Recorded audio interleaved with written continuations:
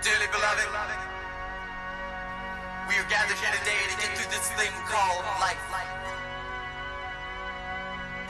Electric word, life, it means forever, and that's a mighty long time. But I'm here to tell you, there's something else. The afterworld. Yes. Happy birthday, Prince. A world of never-ending happiness. You can always see the sun, day or night. So when you call up that shrink in Beverly Hills, you know the one. Doctor, everything will be alright. Yes. Instead of asking how much of your time is left, There we go. ask him how much of your mind, baby. 'Cause in Gonna this say life, this one to everyone. things are much harder than when you Happy have to birthday. run. Let it play. This life, you're on your own. Welcome to another episode of the Sasha D. Robinson Sports Talk Show.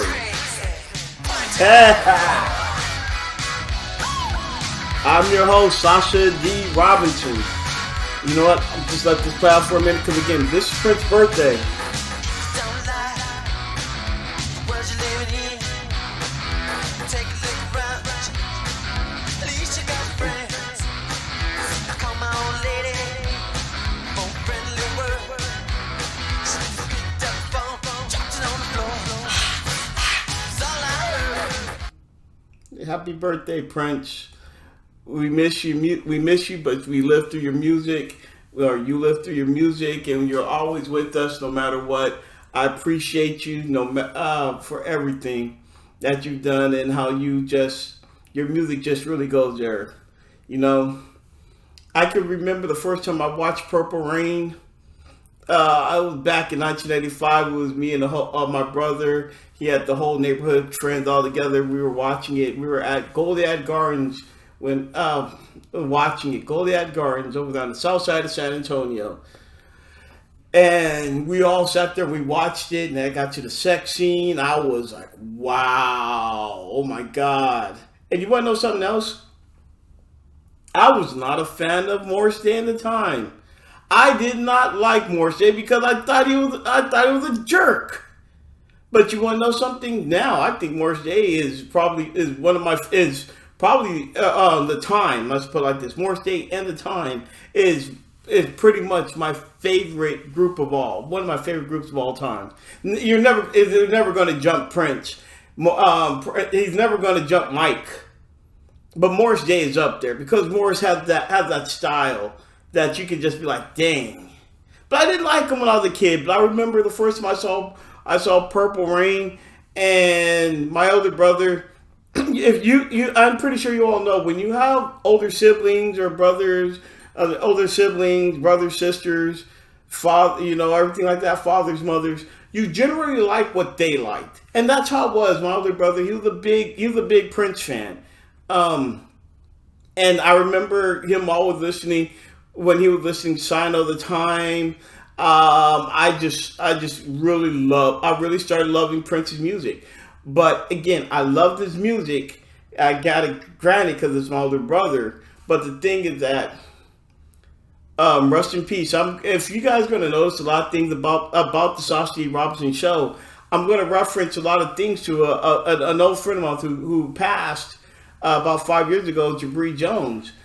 And if it wasn't for Jib, he gave me that love to be like, man, Prince is really that guy. Listen to his music. You don't just hear him. You feel the music. You don't just listen to the music. You hear it. You know what I mean? You remember on White Man Can't Jump when Sidney Dean told what's his name? I keep forgetting his name right now. When he told him, hey, you don't hear Jimi Hendrix. You're not listening to Jimi Hendrix. You got to hear him.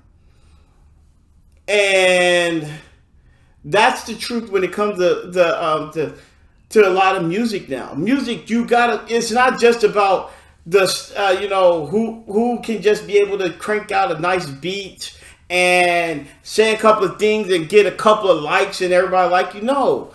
The thing is that a lot of music that when I grew up with, and I'm pretty sure a lot of us old heads can know this, it's timeless. You can pop in a song from the 1960s and play it now, and you will just be, and it'll still feel like The song, like the first time you heard it. Songs now, music now just doesn't have that same feel and that appeal to it. And that's why I'm going to say it. I'm going to probably be one of those grumpy old heads that are like, ugh, I don't like your music, you young whippersnapper. Because I don't. I'm just not a fan of it. Because it's not timeless. It's just for the moment. It's just for that time. And that's it. Can you tell me right now any song that's out right now? And if there is one, please tell me. Because I don't know. Not one song that came out now that you feel so strong that will be 20 years later, you can pop it in and it will still feel great. And it will still sound great. You will just love it. You will jam it, and everything will be good. I'll tell you one CD, and that every one of my friends, we will talk about this, and anybody will say one thing. This one CD is probably one of the greatest can't miss CDs of all, and I'm talking about The Chronic by Dr. Dre, because everything about it is just so timeless. You can just pop it in, and it's good. You can go from the intro and laugh at it when they just sitting there just talking crap and everything, to Dre Day, to Ghetto Boy, to Little Ghetto Boy, These Nuts, and Inward with the Gun. Oh, Rat-a-tat-tat. I'm sorry. You can swing, Let Me Ride. You can't miss. Stranded on Death Row, Ain't Shit But Hoes. That's album. Everything about it. It's just really. I call him a can't miss. And then I have another friend, good friend Titus. We were talking about this the other day, and I know that this is a sports show, but I'm digressing. Give me a couple minutes, and I'll get to my subject. We're talking about some can't miss CDs. Everybody talked about The Chronic, but then he said E40 the Mailman or A Major Way. Two can't miss ones. You can go there. We said Bone Thugs and Harmony, Creeping on a Come Up,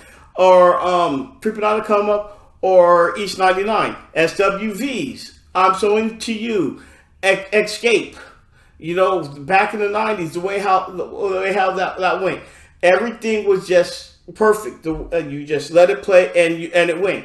UGK, Super Tight, Diamond, UGK. Pretty much, they pretty much had a whole bunch of can't miss albums.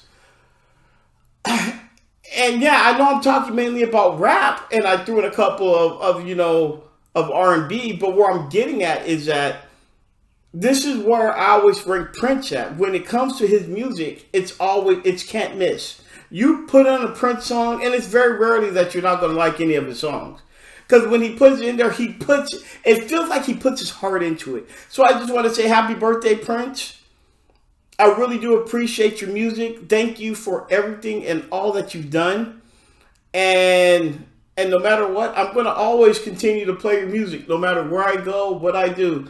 If I'm going to listen to something, it's going to be a Prince. So, a lot of stuff's been going on today, especially in the sports world. One thing I did see, that happened last week. I just want to say this. I'm going to whisper this. LeBron James got eliminated in Game 6. Oh my God, the world is coming to an end. ESPN is about to crumble. Boom! Good, I hate ESPN. Oh my stars, I hate ESPN. I can't stand them, and I know that right now they're probably trying to figure out what they're going to try to watch. What they're going to talk about now. Oh my God! But you know what? I don't care, because you know what? Because you know what? Now you get to talk about other people besides LeBron James. Chris Broussard sitting there just sucking off on him. Yeah, I said that. I don't like Chris Broussard. I'm not a big fan of Chris Broussard. I think that Chris Broussard is on that Shannon Sharp, Nick Wright love for him of LeBron James. I think that it's LeBron James is the greatest since French toast. He can do no wrong. And I'm gonna say this. It's nothing wrong about LeBron James, because I think that LeBron James is going to be ranked up there with all the greats. He's up there. His accolades, his longevity, everything about him puts him up there. But to me, he's never going to get past these four players, and that's Tim Duncan, Larry Bird, Magic Johnson, and Michael Jordan. Because to me, LeBron James has too many question marks. You have to question everything, and there's a lot of stuff about his career where it seems like everything has to be handed to him to be great.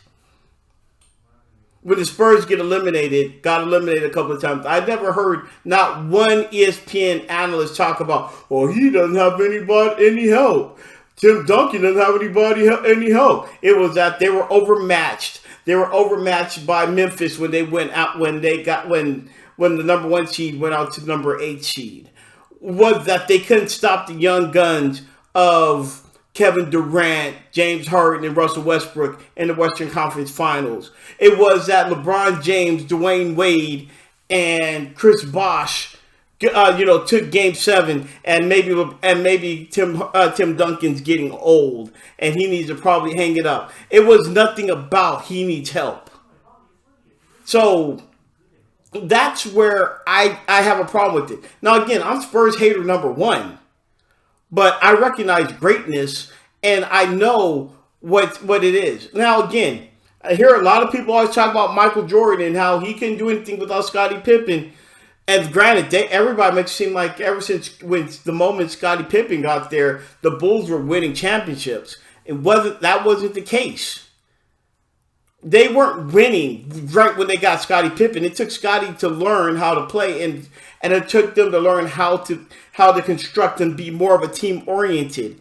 But these analysts make it seem like Scottie Pippen was the key, and that was just it. Now, let me go ahead and I'm going to say one other thing, which I get sick and tired of hearing about. And I'm going to bring this up right now.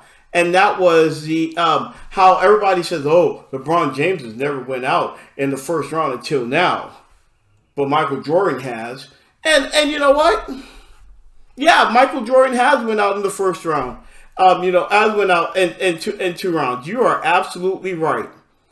So I want you to think long and hard when you open up your damn mouth when you say something like this, because if I recall, those Chicago Bulls teams, they went up. Let me pull up these playoffs that they went up against, because this is one of those things that I get so sick and tired of when everybody wants to talk about over here. They went up against in the playoffs. Let me get this right here. In his first year in the playoffs, okay, let me get this right here. In this first year, they went up against a Milwaukee team. They got swept. His first year, they went up against a Milwaukee team.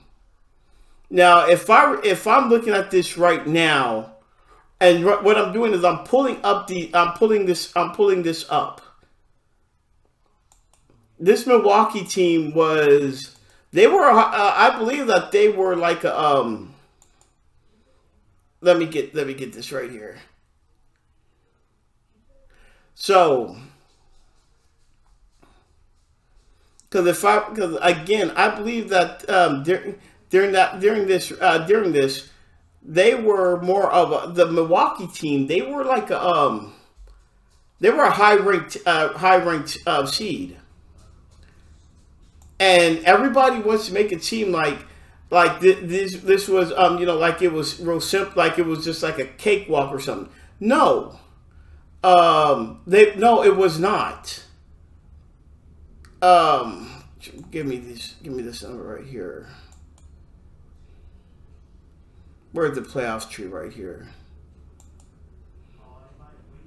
All right, well, I'm gonna find this while I'm talking and prove a point. The first year they got swept by Milwaukee. Okay, they got swept by a high-ranking team in his first year. Their second year, they go up against probably arguably one of the greatest teams of all time, which was the 1985 Boston Celtics. And they get put out that year too. So you mean to tell me that because Michael went up against Michael and the Chicago Bulls team went up against two championship caliber teams, because granted, a lot of people may not know it, Milwaukee was good that year when they put out the Bulls. They were good that year when they put out the Bulls. And they went out, and everybody wants to make it seem like, oh man, Michael Jordan never did this, and they did that. Because let's go ahead and look at this. I'm looking at their roster, and I'm like, yeah, they were pretty good at that. Terry Cummings, Sidney Moncrief, Paul Pressey, Ricky Pierce, Craig Hodges, Paul McKeskey, Allen Lister, Randy Brower, Charles Davis, and Kevin Greavy. I'm giving you basically the guys who played and who played in that series. Those are some pretty good guys. But everybody wants to make it seem like, oh no, Michael Jordan, he should have did so great. He should have did this, and they should have did that. Blah blah blah blah blah. Michael averaged 29 that series. Behind him was Orlando Woolridge, who averaged 20, and then there was Quentin Daly. It went 15 and it went 50. It averaged 15. Everybody else, they had Dave Greenwood, Dave Corzine, Sidney Green, Wes Matthews, Jawan Oldham, Caldwell Jones, Steve Johnson, and Rod Higgins. No knock on those guys, but again, Chicago was not the world beaters that everybody makes it out to be. And also, again, think about the Bulls. They went from a team who had a high pick and getting arguably one of the best players in the draft that year to making the playoffs. But everybody doesn't want to talk about that. Everybody wants to give credit to LeBron James. This is why another reason why I don't like ESPN is because ESPN is trying to find a reason how to make somebody greater than they are. We're going back to, like I said, with these being kicked out. That's fine. Me and my boy Titus, we always say this. And this is what makes you great. You have to learn how to win. You have to learn how to go through those trying times to be able to be great.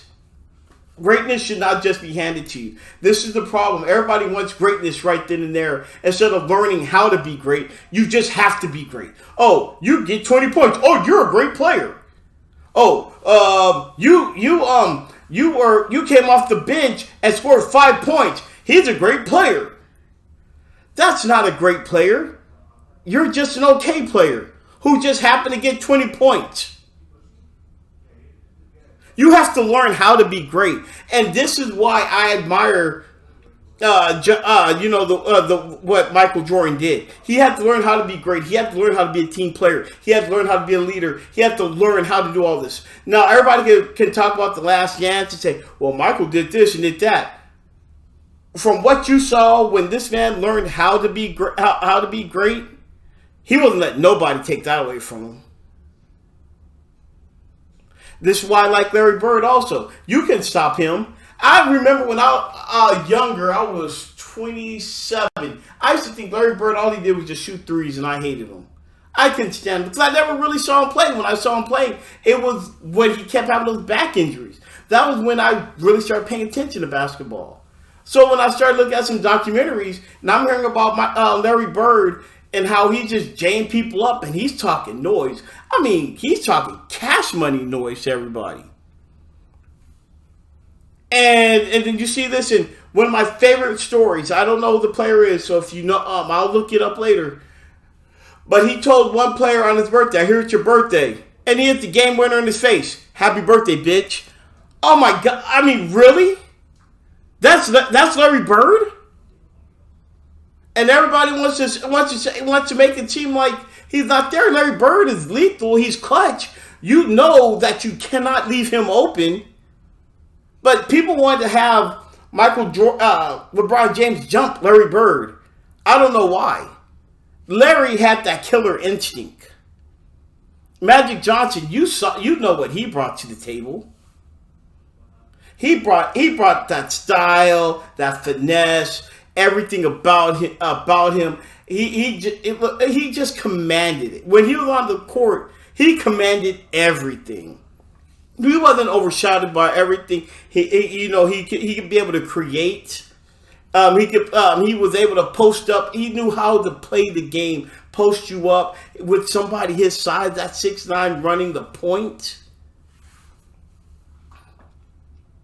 Yeah, those four to me are arguably the greatest of all times. And it behooves me that people want LeBron James to jump Kobe Bryant. Oh no! And championships don't count in my book. Just because you win championships don't mean that you're jumping him. No, Kobe is a five-time champ. But in the same breath, Kobe Bryant is also on that killer instinct level where he's going to carry a team and he's going to do everything he can to make sure that, hey, I'm winning this game. Rest in peace, Kobe.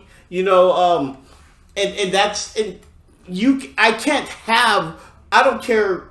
There's certain tiers to this. You can't have LeBron jumping Kobe, but yet he can jump. But yet he's already arguably the greatest. You can't jump Kobe in my book. There's no way. You can't do that. So that's what I wanted to say about that. But I also want to say, as a Phoenix Suns fan, congratulations.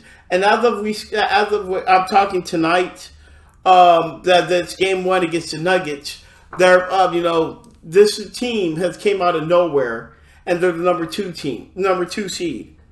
The problem is that people are not giving them a lot of credit.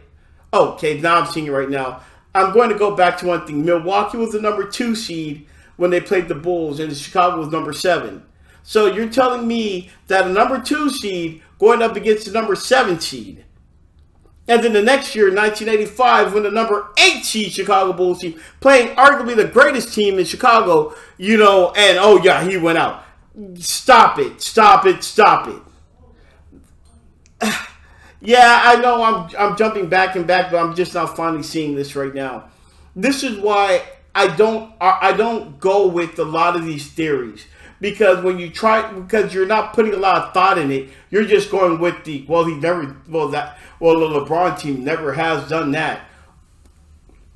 There's no shame in the way how Michael Jordan had lost, and in his first couple of years.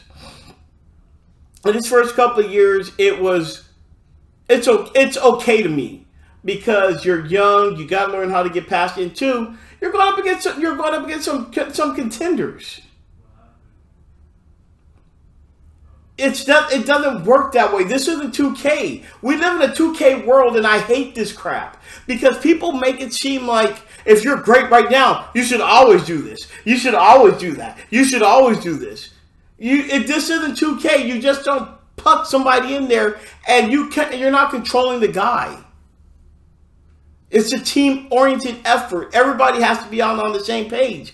But again, Milwaukee was the number 2 seed.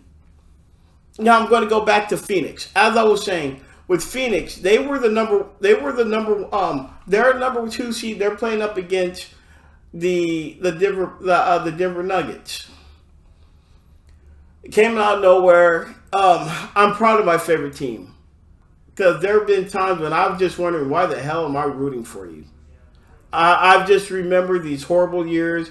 I'm thinking that they don't know what they're doing, drafting all these forwards and not even getting anybody relevant, getting a backcourt mate for Devin Booker. Then you got this old trash ass DeAndre Ayton who's sitting here, who's 7 foot, just there. He sucks. And now it looks like these guys are going to have a chance to to go up against Denver. Denver, even though that Denver was at one time the number 2 seed, they were up there, but with the injury to Jamal Murray, could they get past Phoenix? we'll just see about this. I'm not a betting man. I don't go by the odds. I don't care about all that crap. But I am going to say that I am looking forward to seeing the way how this looks. So I sat down with a good friend of mine last week, Dylan of Dill Industries Worldwide. He had me on his show, Triple Overtime. I was excited, I was finally. My friend finally invited me to be on his show. I was thrilled. We had a good discussion, and my lighting messed off everything. Sorry, Dill. I was really looking forward to it. We had a good show. I loved everything about it. We sat there and we talked. What did we talk about? We talked about the NBA playoffs. We talked about Dame Lillard. I'm about to get on that in a moment. We talked about Julio Jones. I'm going to talk about that too. We talked about Utah. I think he was just looking for a subject. But yeah, we talked about that. We talked about the Nets and Bucks.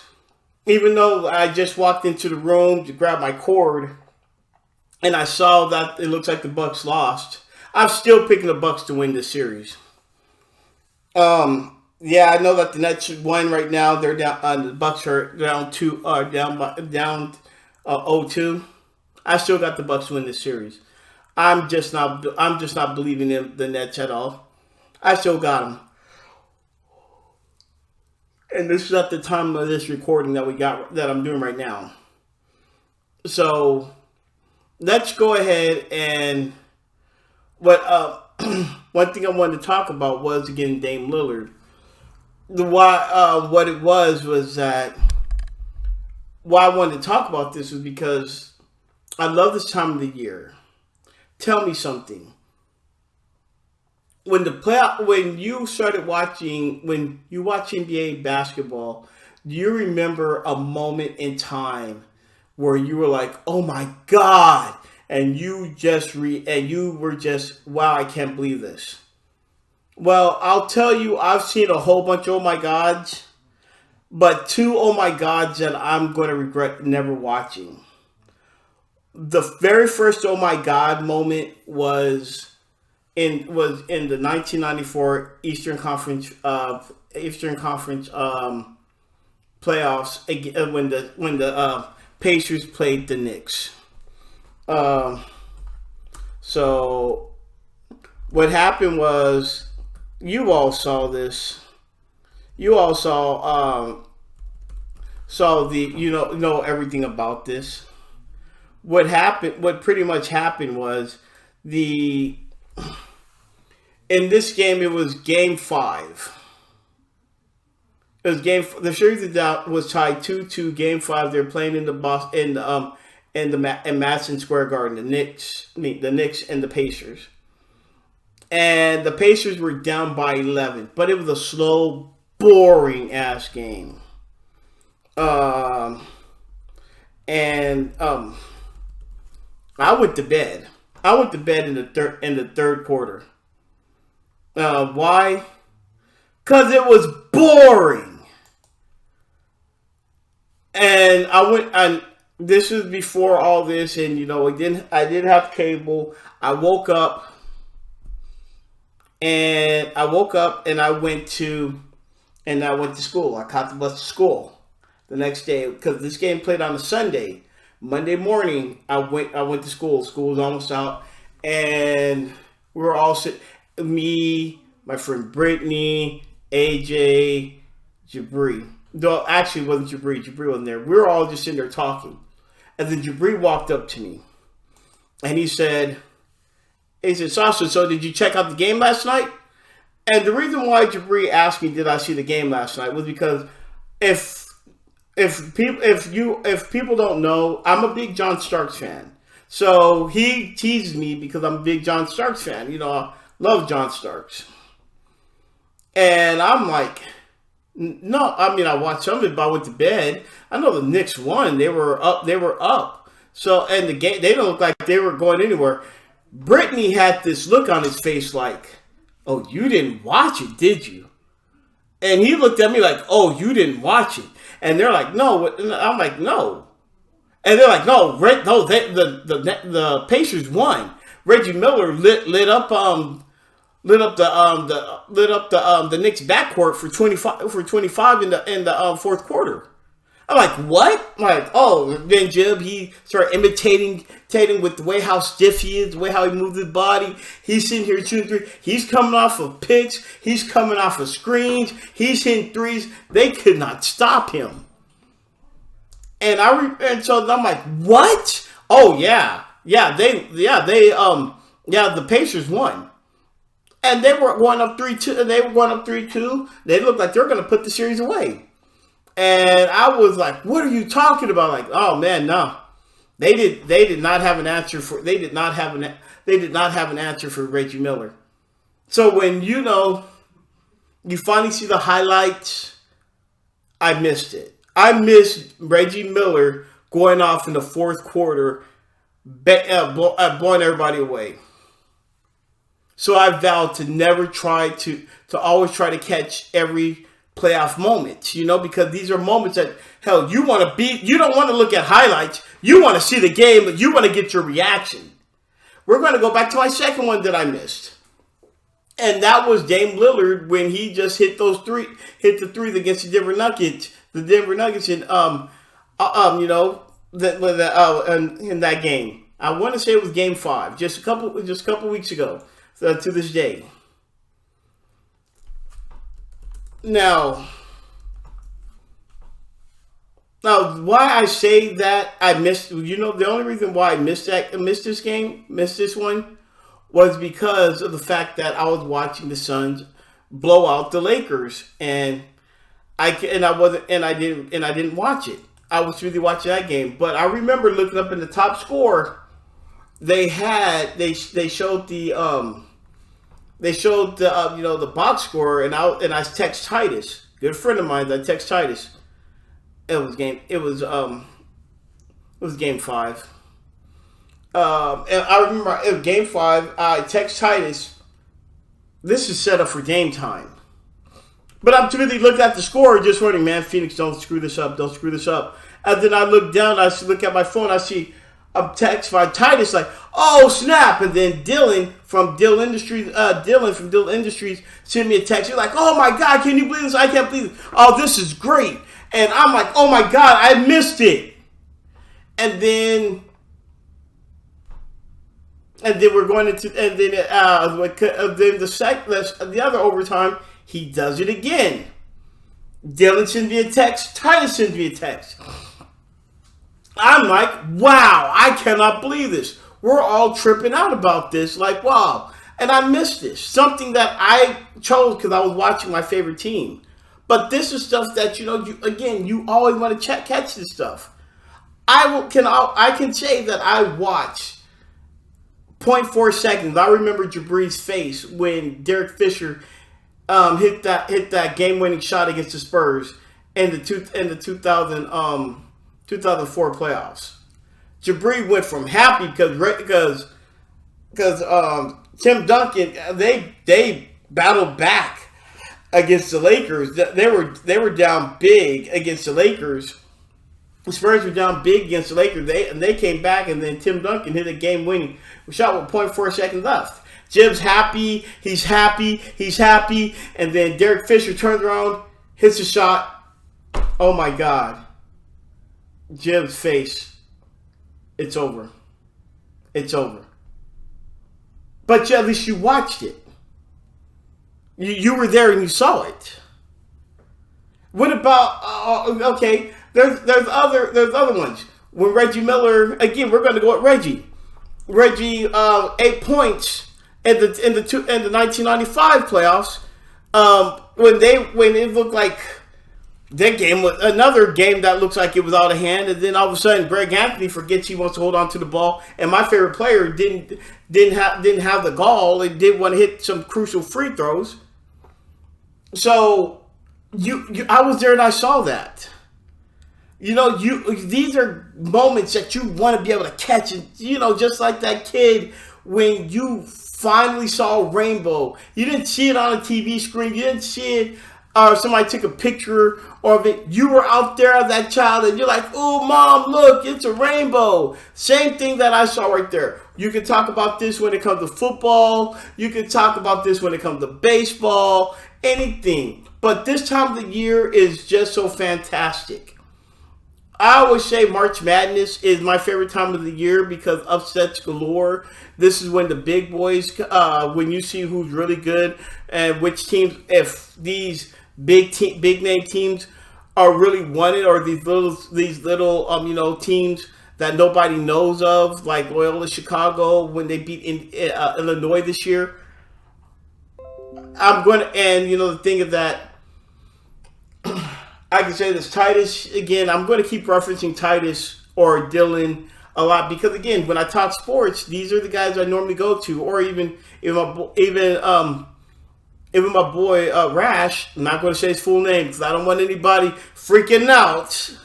But I talk sports with these guys, and so I'm going to reference these guys a lot. But he saw that coming against Illinois and Loyola Chicago. So I don't know, because again, Loyola Chicago is a good team, and Illinois, you guys see what these guys wanted. He was mad, but he saw it coming.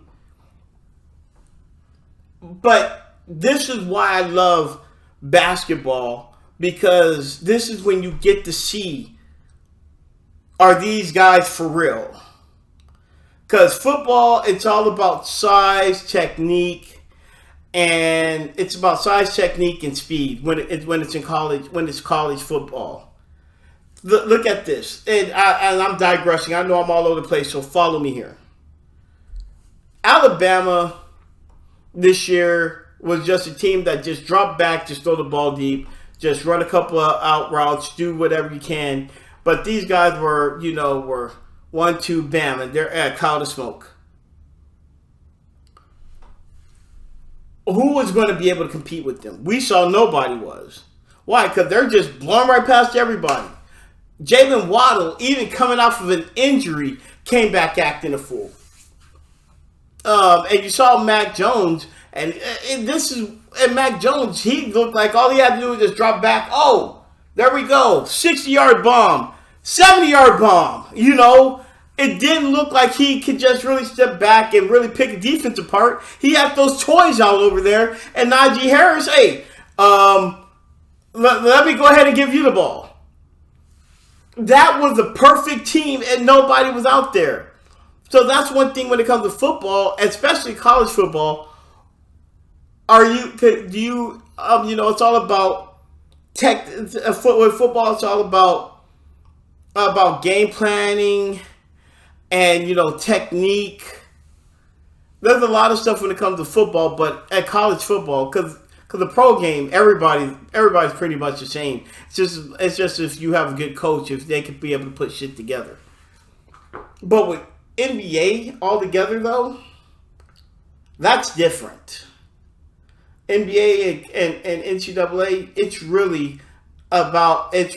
you can have size and speed, but again, everybody out there been playing basketball pretty much their whole life, and even the smallest guys out there can jay up somebody who's tall, and they can do them bad, because it's all about handling that ball. Can you be able to get to the hoop?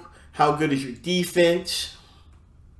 Anybody can do. It's just all about that. You can turn a street baller, and you can turn them into somebody who can be able to play team, and that's why I really like this time of the year, because it's more, you can just really see who really wants it more.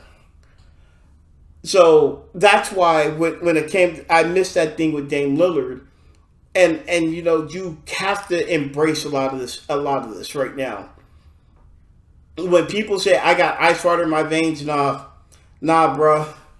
There's a handful of players that I know who have ice water in their veins, and in this league, I say that one is that the top of the person. His name is Dame Lillard. I know people will say Steph Curry does. Steph Curry is you leave him open, he's a killer. But I'm not going to say he has ice water in his veins.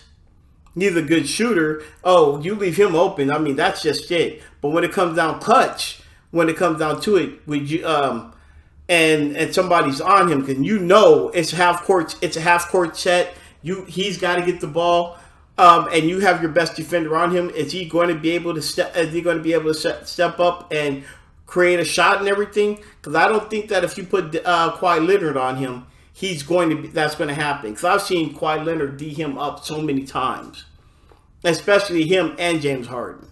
Yeah, I don't think James Harden has ice water in his vein. I think he can score a lot of baskets. But if it comes down to ice water and have that killer instinct, I'm not putting him up there. I'll put Kyrie Irving. He has ice water. He definitely has ice water in his veins. Kevin Durant, I want to say that too. I definitely want to say Kevin Durant does have it also. He has that killer instinct in him that's just going to just eat you, that just wants to eat you alive. Oh man, it's just, it's not like how it is when I was growing up. Can we say Luka? Luka does too. Luka definitely does have ice water, and whether you like it or not, he is coming. He shows up. He showed up in that playoff series against the Clippers. Even against one of their best defenders in Kawhi Leonard, he showed up and he showed his ass out. Another reason why I like the NBA playoffs is because you really get to see who really steps up. And then we're going to go ahead and go back to this Clippers Maverick series. And when the Clippers were facing elimination, Kawhi Leonard scored 29 points in that second half, 17 in the third, 12 in the fourth. But in that third quarter, you can touch him. Yeah, he scored 12 in the fourth, but he scored those 12 points when it mattered most. You weren't stopping him. He took over. That's what I like the most when it comes to basket. What I like it is because you see who, when it matters most, you really put the ball in the hands of your best player, and you watch him carry you. We talked about Dame Lillard. When it matters most, put the ball in his hands. He's going to carry you. We can talk about Kawhi Leonard. We see him doing this. I know everybody's going to say, well, Steph Curry. Steph Curry, I have not yet seen him really do that in the playoffs. I've seen him have some good games. I've seen him be streaky. And everybody's going to say, well, he scored a lot of points and he did this and did that. But you're missing where I'm going with this. When it's a key game and you're about to go home, has Steph Curry ever just sat there and took the game over and said no? When I was on triple overtime with Dylan, he was like, yeah, we could talk about how Klay Thompson, when they're facing elimination against the Oklahoma City Thunder, how he hit those 11 threes. And I was like, that's true. But now I'm going to go back to, has Steph Curry ever done anything like that? No, Steph Curry is an electric player. But I've yet to see him put his team on his back during the playoffs when it matters most. Because if I also recall, when they played up against a team, I saw, because in that 2015 finals, I remember Kyrie Irving was giving Steph Curry the business. Before Kyrie went out, he was giving him the business. He was just crossing him over. He was jaying him up all over the place. And Steph Curry thought that he had something, like when they're about to go when they're trying to the final shot, and he thought he had a lane, and he was about to go, and Kyrie came out of nowhere and blocked the shot with seconds left, and that before that game went into overtime. I've seen him have some electric games. I've seen him make some unbelievable shots. But when it matters most, the game is coming down. I've yet to see him do that. And this is where a lot of people are blurring because you score points. That makes you a great. No, scoring points is scoring points. You can score as many that you want. I don't care if you have a 63-point game, but does that 63 matter if when it matters most and you go 0 for 5 and you have 4 turnovers and you miss some key free throws to win the game? That's the problem where I say I hate ESPN. Because ESPN glorifies the points. Oh, he scores so many points. But they don't acknowledge when it matters most. Did he make those points when it matters most? See, this is the thing where a lot of people have to understand. It's not about how many you score, how many blocks you have, and how many rebounds you get. Good, congratulations. You are a stat stuffer. Because when it matters most, are you getting those key points? Are you getting those key rebounds? Are you getting those key blocks? Are you making a good defensive effort? Is that what's going on here? If not, then that 63 points or those 20 rebounds that you got just came in just a stupid-ass effort. Why'd you got it good. You can tell everybody I got that. But was in the losing effort? Was that 63 points that you got in a good effort? And that's one thing why I like where Skip Bayless goes with it, because everybody talked about, well, with Lucas, he scored so many points. Skip breaks it down. Yeah, but when it came down to it within the within the last couple of seconds, he didn't do what you think he did. That's the same way how I am.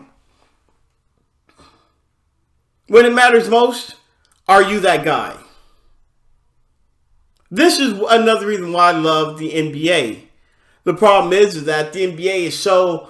Everybody loves the fact that somebody just can sit back and just say that, oh, this guy scores so many points. He's a great.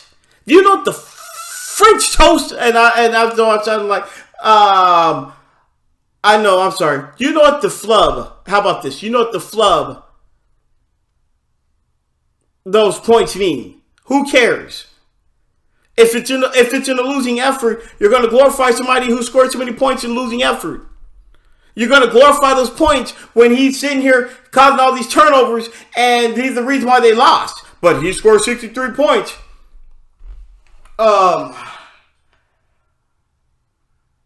Okay. So that's where I have a problem when it comes to these things, because people just don't understand. Because a lot of people don't understand about what it means. You know, there's this one TV show that came out a couple of years ago, back in 2003. It's called Playmakers.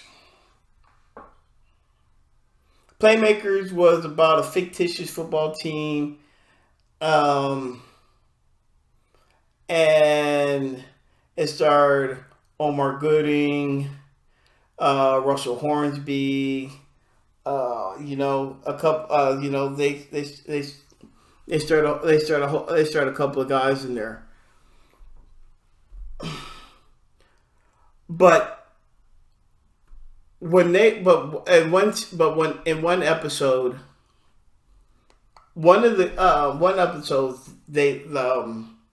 the team lost. They're in the locker room. Omar Gooding's character, he's a hot shot running back. He goes by Demetrius Harris. And he's the hotshot guy, fresh off the draft. He thinks that he's the biggest stuff in the toilet, and he's just sitting there laughing and joking in the over there. And Russell Hornsby's character, I'm trying to get his name. Leon Taylor. He's the running back on his way out. Russell Hornsby is the running back who was their star running back, but they drafted Omar Gooding, so he's to replace him.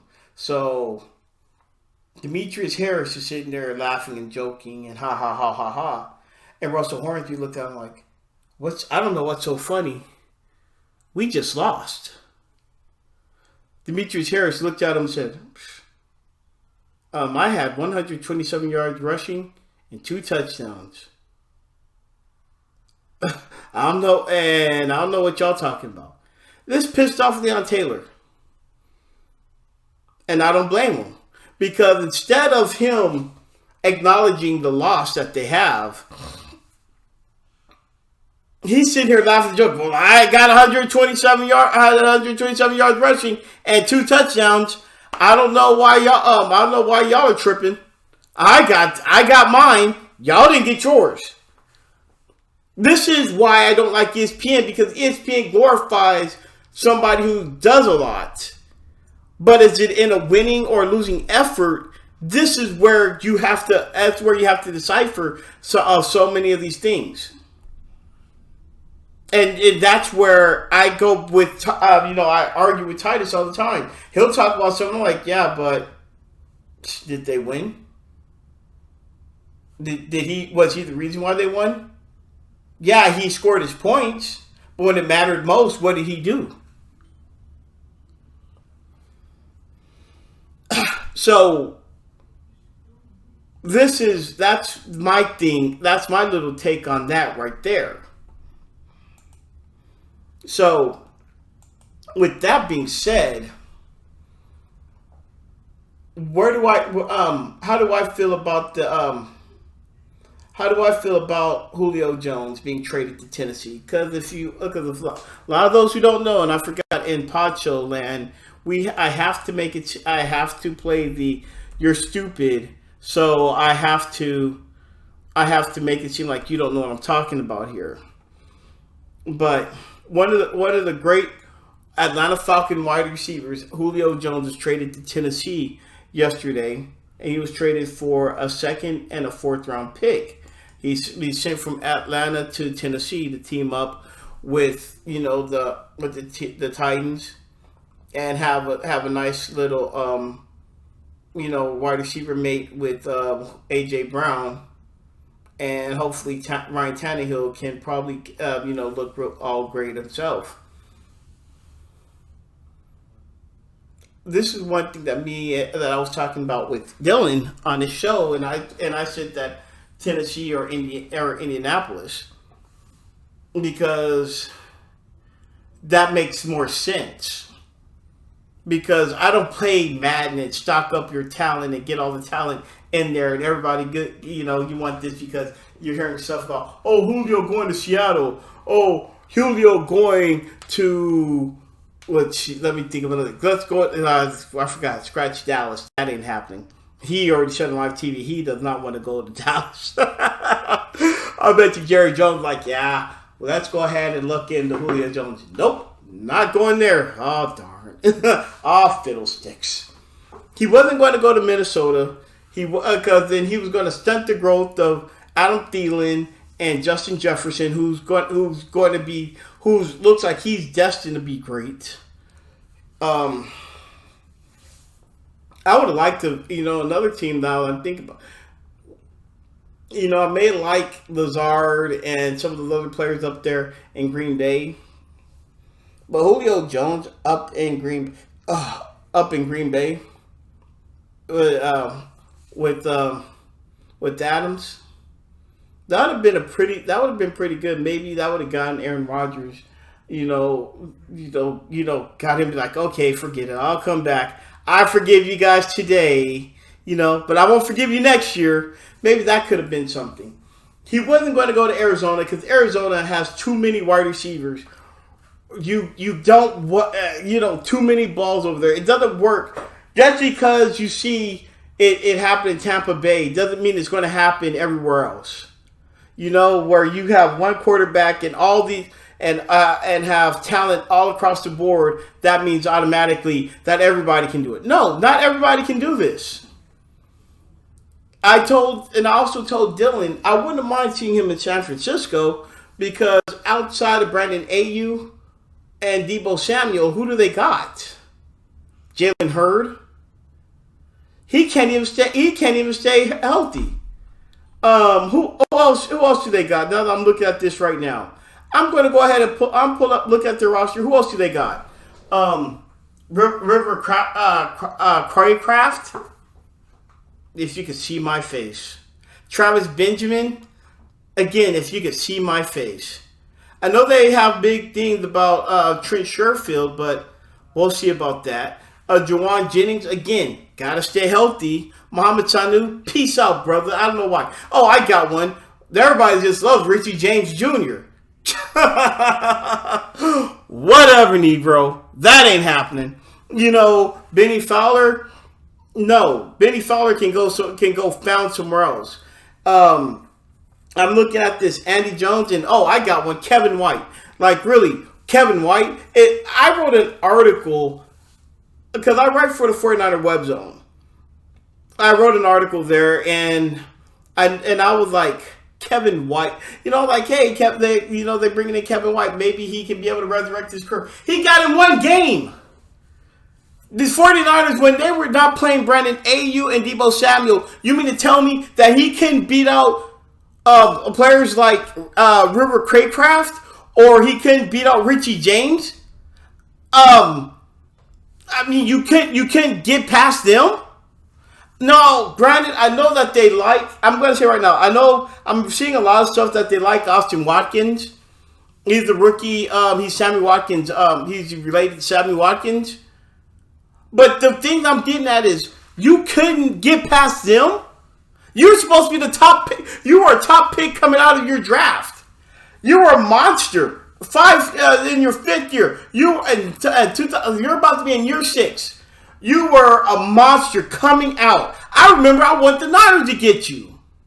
I watched you sit there and just poop all over secondaries, and you couldn't do squat. So yeah, I was like on that too, and I said I'd give up a second and a fourth for Julio Jones, because this is a win now team. You have these two, Deebo and Brandon Ayuk. Now let's go out and do stuff now. But they didn't do it, and I think that they're happy with a lot of these players. Again, I'm reading a lot of stuff about how they really like Austin Watkins. They really like him up there. And maybe again with Jalen Hurd, he can stay healthy for once, because he's 6'4" and he's multi-talented. He's 6'4" and muscular, so they can line him up as wide receiver and then turn around and he can. And what else can he do? He can be in the backfield. He can line him up at tight end. So he's the ultimate mismatch. So right next to George Kittle. So maybe they have something there. But we'll find out. But what do I think about Julio Jones going to Tennessee? Let me just go ahead and say this. I like it. Why do I like it? Because the way how it is with that team right there, you have yourself a proven wide receiver who's going to be able to get you those 1,000 yards. He's going to get you your 1,000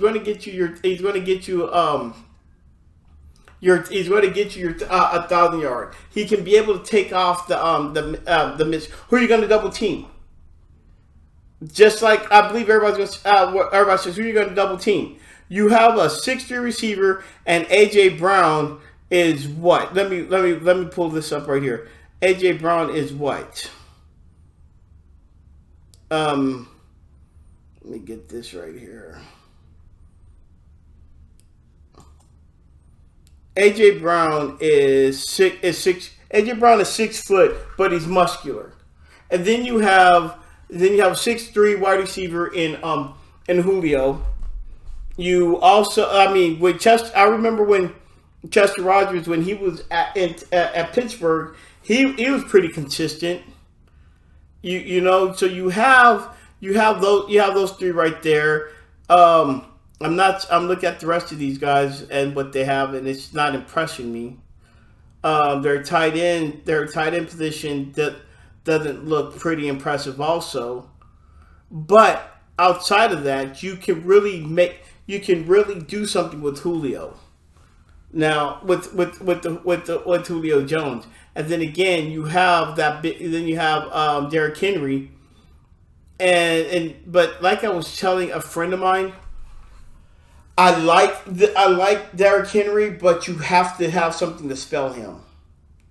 You cannot go into this with Derrick Henry just being your only back, because if not, you're going to think about what happened with Jamal Anderson, one of the great Atlanta running backs, because they kept feeding him the ball back in 98, 99. All they kept doing was giving him the ball. Then he ended up turning his ACL, and he didn't come back. I think he came back for a couple of games, and then he retired.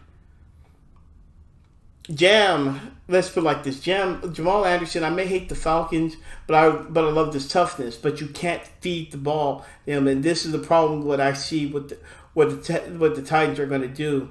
They're going to feed the ball to Derrick Henry, and if you don't have anything to spell him, then you guys are going to be screwed. But I like this because you do have a true number one right there, and again. When you roll your coverages and you talk about schemes, what are you going to do? Are you really going to put 8 in the box and leave 1-on-1 with some corners getting exposed out there? You're going to run zones and go man. How are you going to do this? You're going to put a safety in the box. This is where the dilemma is now, and now everybody's going to wonder: is Ryan Tannehill really as good as you say he is? So far, he's shown that he is, but we'll check this. But we'll definitely see. But I like this pick. I like this trade for the Tennessee Titans. Just wish that he would have came to San Francisco, but oh well, And so, I guess as I finish up here today. I really want to say that I really do enjoy talking sports and talking football. The Sasha D. Robinson Sports Show was really geared to be, it's really actually supposed to be anger management if people don't realize this. But with anger management, it was supposed to be me and my boy Aaron.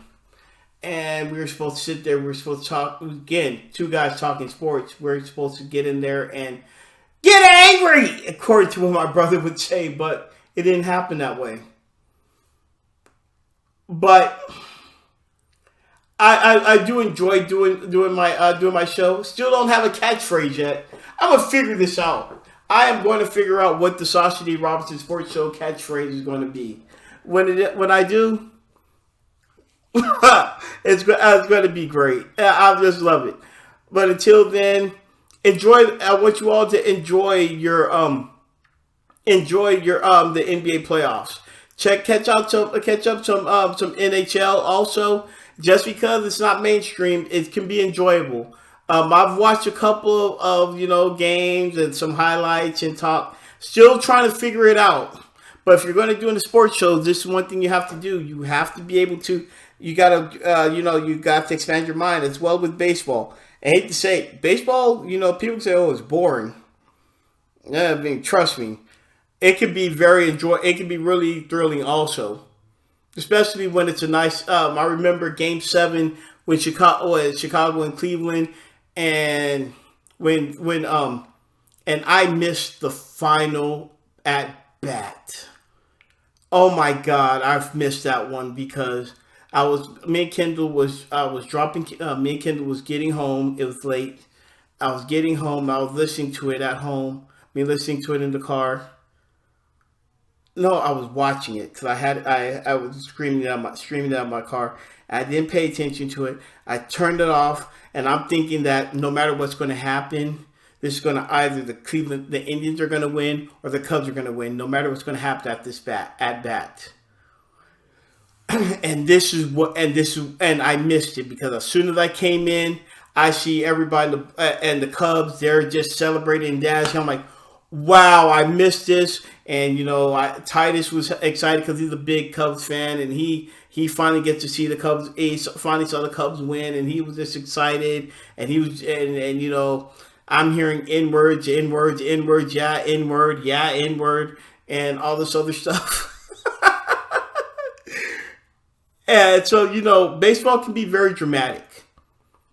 You have to, if you can be able to sit back and really watch it, you'll love it too. You mean you not? I'm not gonna say love it, but you can really get into it.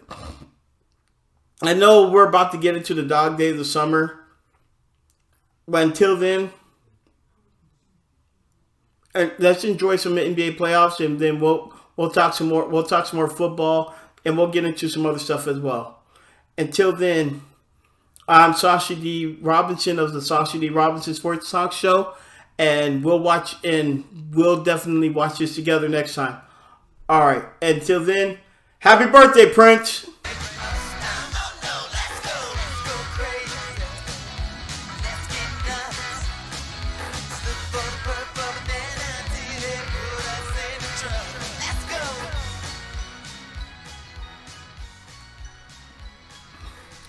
And if you don't know, that won't work.